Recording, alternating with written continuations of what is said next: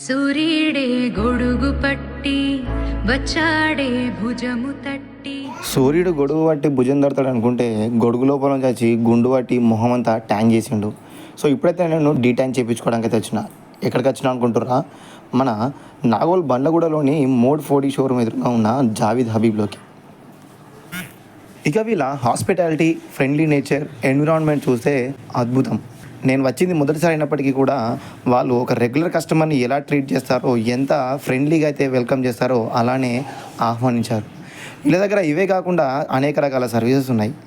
Bridal makeup, facials, pedicure, manicure, permanent eyebrows, permanent tattoos, hair treatment, skin treatment, waxing, hydra facial, ఇలా single సర్వీసెసే కాకుండా bridal package, groom packages కూడా ఉన్నాయి.